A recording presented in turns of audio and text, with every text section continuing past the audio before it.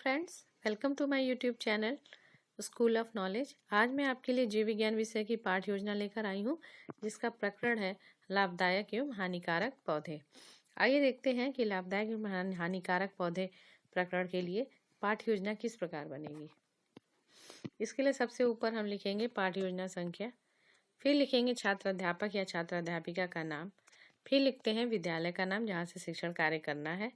उसके बाद हम एक टेबल बनाते हैं। टेबल के अंतर्गत हम लिखते हैं दिनांक, कक्षा, विषय, उपविषय, चक्र और अवधि। ठीक है। उसके बाद नंबर आता है प्रकरण का। प्रकरण के बाद उद्देश्य नंबर आता है उद्देश्य के लिखने का। तो सबसे पहले उद्देश्य जो लिखते हैं वो है सामान्य उद्देश्य।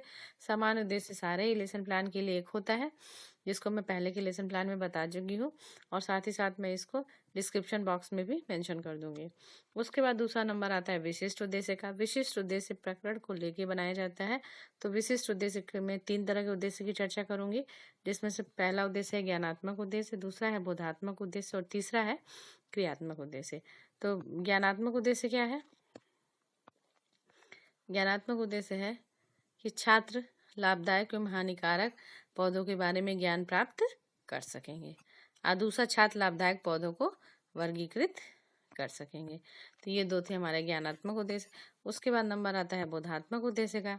बोधात्मक उद्देश्य के अंतर्गत हम लिखेंगे कि छात्र लाभदायक पौधों के महत्व को समझ सकेंगे और छात्र हानिकारक पौधों से बचाव कर सकेंगे। ये हो गया बोधात्मक। उसके बाद नंबर आता है क्रियात्मक उद्देश्य का। इसके अंतर्गत हम लिखते हैं कि छात्र लाभदायक तथा हानिकारक पौधों की पहचान कर सकेंगे और छात्र लाभदायक तथा हानिकारक पौधों का प्रयोगात्मक अध्ययन कर सकेंगे। इसके बाद नंबर आता है सहायक शिक्षण सामग्री का। तो सहायक शिक्षण सामग्री में हम लिखेंगे कि चौक, डस्टर तथा अन्य शिक्षण उपयोगी सामग्री। पूर्व ज्ञान में हम ये मान के चलते हैं कि जो भी प्रकरण हम पढ़ाने जा रहे हैं उसका छात्रों को पूर्व ज्ञान है।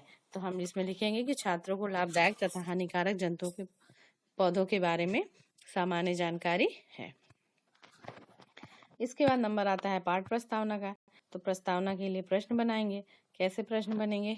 उसके लिए हमें क्या करना है, इस तरह से टेबल बनानी है और उसमें कॉलम बनाएंगे, जिसमें लिखेंगे क्रम संख्या, छात्र अध्यापक या छात्र अध्यापिका कथन, फिर लिखेंगे छात्र कथन। तो शिक्षिका प्रश्न पूछती है कि भूख लगने पर हम क्या करते हैं? तो छात्र क्या जवाब देंगे कि हम भोजन करते हैं। फिर हम पूछेंगे भोजन के अंतर्गत क्या खाते हैं? छात्र जवाब देंगे कि चावल, दाल, सब्जी आदि खाते हैं। फिर हम पूछेंगे कि चावल, दाल, सब्जी आदि किससे प्राप्त होता है? छात्र क्या जवाब देंगे कि पेड़ पौधों से प्राप्त होता है। फिर हम पूछेंगे कि जिन पेड़ पौधों से हमें लाभ मिलता है हम उसे क्या कहते हैं? तो हम उसे क्या कहेंगे? लाभदायक पौधे कहेंगे। फिर हमने अगला क्वेश्चन दे दिया कि लाभदायक पौधों से आप क्या समझते हैं? छात्र यहाँ पे मौन हो जाएंगे, जो कि समस्यात्मक हो जाएगा। फिर हमारा उद्देश्य कथन शुरू हो जाएगा। हम उद्देश्य कथन करेंगे कि छात्रों, आज हम लोग विज्ञान विषय के अंतर्गत लाभदायक एवं हानिकारक पौधों के बारे में विस्तृत अध्ययन करेंगे। ठीक है। उद्देश्य कथन के बाद नंबर आता है पाठ प्रस्तुतिकरण का। तो पाठ प्रस्तुतिकरण करने के लिए एक टेबल बनाएंगे। टेबल में 5 कॉलम होंगे। ठीक है। तो कौन कौन से 5 कॉलम होंगे उसमें है, ये है, पहला कॉलम है क्रम संख्या, दूसरा शिक्षण बिंदु, तीसरा छात्र अध्यापिका कथन या छात्र अध्यापक कथन, चौथा है छात्र कथन और 5वां है श्यामपट्ट कार्य। तो पहला शिक्षण बिंदु हमारा है कि मानव जीवन पर पौधों का प्रभाव। शिक्षिका प्रश्न करेगी कि मानव जीवन पर पौधे किस प्रकार प्रभाव डालते हैं? छात्र क्या है? मौन हो जाएंगे। शिक्षिका स्पष्टीकरण देगी कि पौधे क्या है? पौधे मानव जीवन के अभिन्न अंग हैं तथा वे हमारे जीवन को प्रत्यक्ष या अप्रत्यक्ष रूप से प्रभावित करते हैं। इनके प्रभाव के आधार पर इनको 2 भागों में बांट सकते हैं, लाभदायक पौधे और हानिकारक पौधे। चावल, फल, सब्जी, लकड़ी, दवाइयाँ आदि अनेक ऐसी वस्तुएं हैं जिनका उपयोग हम दैनिक जीवन में करते हैं। ठीक है। और साथ ही साथ हम इसका जो है शॉर्टकट में थोड़ा सा लिख के दिखा दिया कि पौधों का मानव जीवन पर प्रभाव। इधर श्यामपट्ट पे दिखा दे कैसे हैं, इस तरह से लाभदायक और हानिकारक दोनों ही प्रभाव डालते हैं। उसके बाद हमने श्यामपट्ट सारा। उसके बाद फिर हम क्या करेंगे? बोधात्मक प्रश्न पूछेंगे कि क्या पौधों को उनके प्रभाव के आधार पर कितने भागों में बांट सकते हैं? तो छात्र क्या जवाब देंगे? 2 में, लाभदायक एवं हानिकारक में। फिर अगला प्रश्न पूछेंगे पौधों से हमें क्या क्या मिलता है? तो क्या क्या मिलता है? तो छात्र जवाब देंगे अनाज, सब्जी, फल, दवाइयाँ आदि हमें पौधों से मिलता है। ये था हमारा पहला शिक्षण बिंदु। फिर हम दूसरा शिक्षण बिंदु को लेके चलेंगे कि लाभदायक पौधों से आप क्या समझते हैं। शिक्षिका स्पष्टीकरण देगी कि मानव जीवन में पौधों को उनके उपयोग के आधार पर कई समूहों में विभक्त कर सकते हैं। कौन कौन से समूह हैं? भोजन प्रदान करने वाले, रेशे प्रदान करने वाले, औषधि प्रदान करने वाले और इमरती लकड़ी तथा ईंधन प्रदान करने वाले पौधे। ठीक है, तो भोजन प्रदान करने वाले पौधे कौन कौन से हैं? क्या है? मनुष्य की प्रथम मूलभूत आवश्यकता भोजन है। अनाज हमारा प्रमुख भोजन है। पौधों के विभिन्न भागों से हरी सब्जियां पाई जाती हैं जो विटामिन तथा खनिज लवणों की स्रोत होती हैं। फल पोषक तत्वों के अच्छे स्रोत होते हैं। विभिन्न प्रकार की दालें मनुष्य के लिए प्रोटीन का अच्छा स्रोत है। मसाला भोजन को स्वादिष्ट और सुगंधित बनाने में उपयोग किया जाता है। तेल का उपयोग भोजन पकाने में किया जाता है। फिर दूसरा है रेशे प्रदान करने वाले पौधे। भोजन के बाद मनुष्य की दूसरी मूलभूत आवश्यकता वस्त्र है। कपास, जूट, नारियल के पौधे से रेशे प्राप्त होते हैं जिनसे वस्त्र तथा अन्य उपयोगी वस्तुएं तैयार की जाती हैं। तीसरा औषधि प्रदान करने वाले, तो इसके अंतर्गत क्या क्या है कि हल्दी, अदरक, मुलेठी, लहसुन, लौंग, हींग, अजवाइन, तुलसी आदि का उपयोग दैनिक जीवन में औषधि के रूप में किया जाता है। और चौथा इमरती लकड़ी तथा ईंधन प्रदान करने वाले पौधे, तो इसमें अंतर्गत हम लिखेंगे कि सभी वृक्षों से लकड़ी प्राप्त होती है जिसका प्रयोग सूखने पर ईंधन के रूप में किया जाता है। उदाहरण क्या है? साखू, शीशम, सागौन की लकड़ी का प्रयोग जो है अलमारी, कुर्सी, मेज आदि बनाने में करते हैं। इसके अतिरिक्त कुछ पुष्प तथा पत्तियों का प्रयोग सजावट के रूप में भी किया जाता है। ठीक है, तो ये था हमारा दूसरा शिक्षण बिंदु लाभदायक पौधे का।